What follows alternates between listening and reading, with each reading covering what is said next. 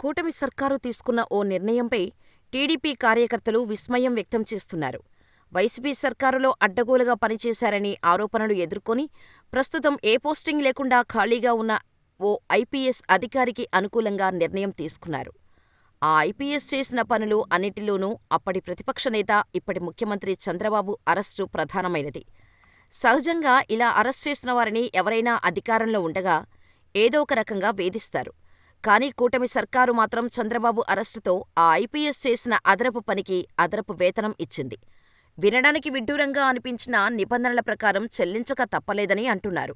అవును, ఐపీఎస్ అధికారి కొల్లి రఘురామిరెడ్డికి అదనపు వేతనం చెల్లిస్తూ ప్రభుత్వం జారీ చేసిన జీవో తీవ్ర చర్చకు దారితీస్తోంది. ప్రధానంగా కూటమి పార్టీల కార్యకర్తలు సర్కారు నిర్ణయంపై ఆశ్చర్యం వ్యక్తం చేస్తున్నారు. ఇలా ఎలా చేస్తారంటూ ప్రశ్నిస్తున్నారు.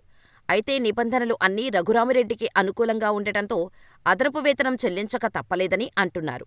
అధికారిక నిబంధనల ప్రకారం ఫుల్ ఆడిషనల్ ఛార్జ్ కింద పనిచేసే అధికారులకు అదనపు వేతనం ఇవ్వాలనేది రూలట. అందుకే చంద్రబాబు ప్రభుత్వం కూడా గతంలో రఘురామిరెడ్డి పనిచేసిన అదనపు పనికి వేతనం చెల్లించాల్సి వచ్చిందని అంటున్నారు. వైసీపీ ప్రభుత్వంలో ఐపీఎస్ అధికారి కొల్లికి అనేక బాధ్యతలు అప్పగించారు.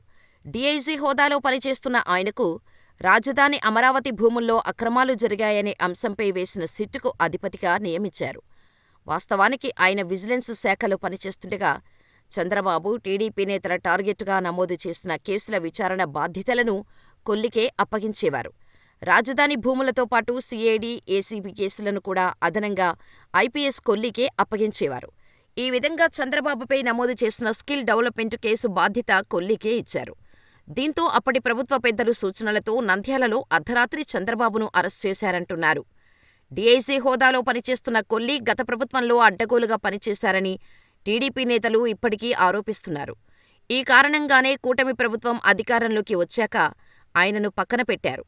అయినప్పటికీ ఆయన గత ప్రభుత్వంలో చేసిన అదనపు పనికి ఇప్పుడు వేతనం చెల్లించాల్సి రావటం చర్చకు దారితీసింది.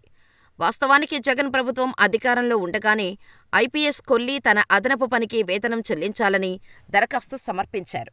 అయితే అప్పట్లో ఎన్నికలు జరుగుతుండటం వల్ల ఆయన దరఖాస్తు పరిశీలన దశలోనే నిలిచిపోయింది. ఇక ప్రభుత్వం ఏర్పడిన తర్వాత ఏడాదికి ఐపీఎస్ అధికారి కొల్లి దరఖాస్తును పరిష్కరించాల్సి వచ్చిందని అంటున్నారు. అయితే చంద్రబాబు ప్రభుత్వం కనుక ఐపీఎస్ అధికారి కొల్లి పెట్టుకున్న దరఖాస్తును పరిష్కరించి అదనపు వేతనం చెల్లించిందని, అదే చంద్రబాబు స్థానంలో వేరెవరైనా ఉంటే ఇలా చెల్లించేవారా అని టీడీపీ నేతలు ప్రశ్నిస్తున్నారు.